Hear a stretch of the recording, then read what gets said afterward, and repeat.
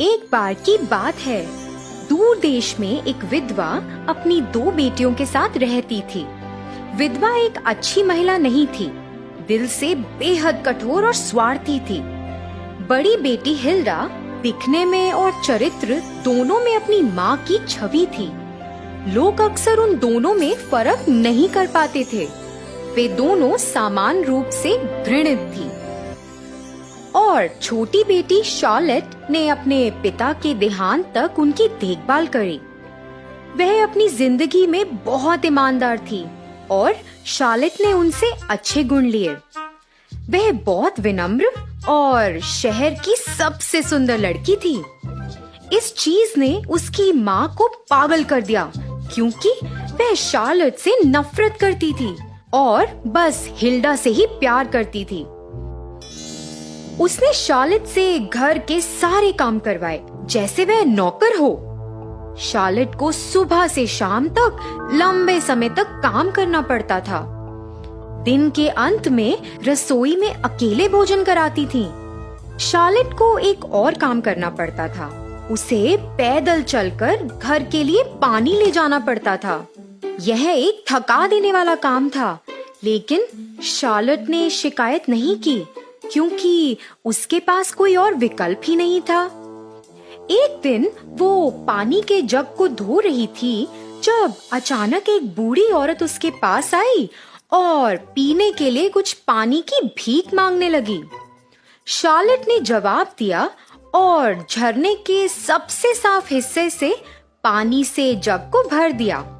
फिर उसने बूढ़ी औरत को पानी पीने में मदद की। लेकिन शार्लेट को इस बात का कोई अंदाजा नहीं था कि वह तो एक परी से बात कर रही है। मैंने आप जैसी लड़की कभी नहीं देखी। आप कितनी दयालु और विनम्र हैं और बहुत सुंदर भी हैं। आप इसके लिए उपहार के पात्र हैं। इसलिए अब से हर बार जब आप बोलेंगी, आपके मुंह से एक फूल या एक नगीना बाहर आएगा। यह आपका उपहार है। परी ने इन शब्दों को कहा और फिर अचानक हवा में गायब हो गई। शार्लेट को अपनी आंखों पर विश्वास ही नहीं हो रहा था। वह इतनी हैरान थी कि वह 1 मिनट तक चुप रही। शार्लेट ने जल्द ही पानी से अपना चेहरा धोया, यह सुनिश्चित करने के लिए कि वह कोई सपना नहीं देख रही है। हाँ, यह सच था। शार्लेट परी के बारे में सोचते हुए घर के रास्ते चल पड़ी।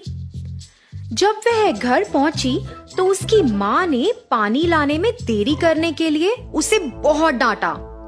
माँ, कृपया मुझे माफ कर दो। मैं जितनी जल्दी से पानी ला सकती थी लेकर आई हूँ। शार्लेट ने इन शब्दों को कहा और फिर धीरे से उसके मुंह से 2 गुलाब, 2 नगीने और 2 हीरे गिर गए।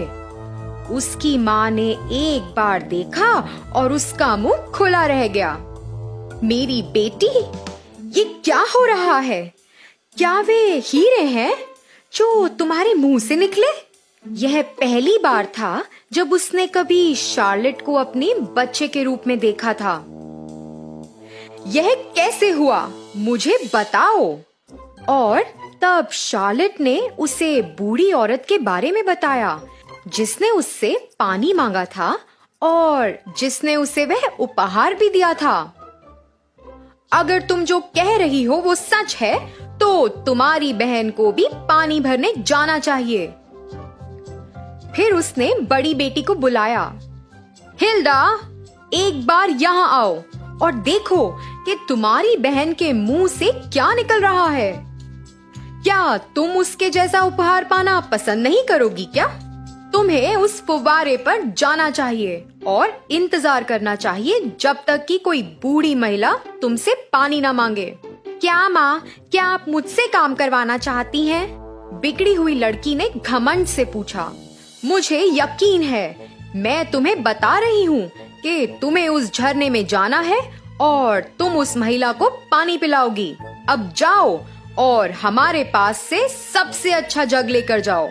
उसकी माँ लालच से भरी हुई थी और उसने अपनी बेटी को उपहार से अमीर बनने का रास्ता दिखाया। हिल्डा ने एक चांदी का जग लिया और झरने की ओर निकल पड़ी। वो काम करने से नफरत करती थी और क्योंकि वो बहुत बिगड़ी हुई थी तो रास्ता भी नहीं पता था। अंत में जब वह जगह पर पहुंची तो एक सुंदर पोशाक में एक नारी जंगल से बाहर आई और बड़ी बहन के पास पहुंची। क्या मुझे कुछ पानी मिल सकता है?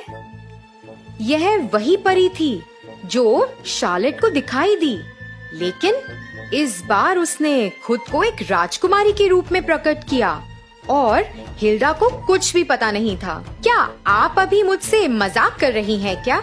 हिल्डा ने बहुत बेरुखी से जवाब दिया। सुनिए मैडम, अगर आपको लगता है कि मैं इस घटिया झरने पे इसलिए आई हूँ कि आप जैसी राजकुमारी को पानी पिला सकूं, तो आप बिल्कुल गलत हैं। यदि आप कुछ पानी चाहती हैं, तो इसे स्वयं पी लें। आपको क्या लगता है कि आप अपने सुंदर पोशाक और सुंदर बालों के साथ मुझे आकर्षित कर सकती हैं? हे भगवान, तुम विनम्र जवान लड़की तो बिल्कुल भी नहीं हो। परी ने शांति से उत्तर दिया और हिल्डा के व्यवहार को गौर से देखा। तुम फूल और हीरों के तो लायक नहीं हो, लेकिन जब तुम बोलोगी तो सांप और मेंढक तुम्हारे मुंह से गिरेंगे। हाँ, ऐसा ही होना चाहिए। परी ने अपना भयानक जादू किया और वापस जंगल में गायब हो गई। हिल्डा घर वापस चली गई और वो उलझन में थी कि क्या हुआ था। क्या सचमुच मेंढक उसके मुंह से निकलेंगे? जब वह पहुंची तो उसकी माँ ने उसे सवाल पूछना शुरू कर दिया। हिल्डा, क्या तुमने परी को देखा? क्या उसने तुम पर वैसा ही जादू चलाया जैसा उसने तुम्हारी बहन पर किया था? बोलो ना, तुरंत जवाब दो। नहीं, उसने ऐसा नहीं किया। जैसे ही हिल्डा ने बात की, 2 मेंढक और एक सांप उसके मुंह से गिर गया। हे भगवान, ये क्या हुआ? ये तुम्हारी उस बहन की गलती है। मैं उसे अभी बुलाती हूँ और उसे वही मिलेगा जिसकी वो हकदार है। उनकी माँ शार्लेट को खोजने के लिए दौड़ी, लेकिन शार्लेट तो जंगल में भाग गई थी, जहाँ वह बैठकर रोती थी। अचानक शार्लेट ने कुछ घोड़ों को अपनी ओर आते सुना और एक क्षण बाद शोर करने वाला व्यक्ति दिखाई दिया। यह राजकुमार था। उसने लड़की से पूछा कि वह जंगल में अकेली क्या कर रही है और वह क्यों रो रही है। मेरी माँ ने मुझे घर से बाहर निकाल दिया, इसलिए मैं यहाँ छिप गई। जैसे कि लड़की बोल रही थी, उसके मुंह से नीलम, माणिक, हीरे और कुछ फूल गिर रहे थे। राजकुमार उसकी कोमल आवाज और सुंदरता को देखकर पिघल गया था। उसे शार्लेट से प्यार हो गया। वह उसके इस गुण से चकित था और इसलिए उसने उससे उसका हाथ मांगा। शार्लेट को पता था कि राजकुमार एक बहुत अच्छा आदमी है, इसलिए वह राजकुमारी बनने के लिए तैयार हो गई। वह उसे अपने महल में ले गया और शार्लेट अंत में भयानक परिवार से मुक्त हो गई। उन दोनों ने खुशी खुशी जीवन व्यतीत किया और शार्लेट ने शान के साथ राज्य पर शासन किया। और आप सोच रहे होंगे कि उस दुष्ट माँ और हिल्डा के साथ क्या हुआ? खैर, उन्हें छोड़कर सभी का सुखद अंत हुआ। बड़ी बेटी के साथ रहना इतना असंभव हो गया कि उसकी अपनी माँ ने उसे घर से निकाल दिया और वह जंगल में भटक गई। जहाँ भी वह जाती, सांप और मेंढक फैलाती थी और वो बुरी विधवा अपने पूरे जीवन में किसी भी परिवार या धन के बिना बुरी तरह से अकेली रही। तो बच्चों, इस कहानी से हमें यह सीख मिलती है कि दयालु और विनम्र होना हमारे जीवन के शुरुआत में तो मुश्किल हो सकता है, लेकिन ऐसे गुणों का फल हमें जरूर मिलता है और इसका मूल्य दुनिया के सभी नगीनों और हीरो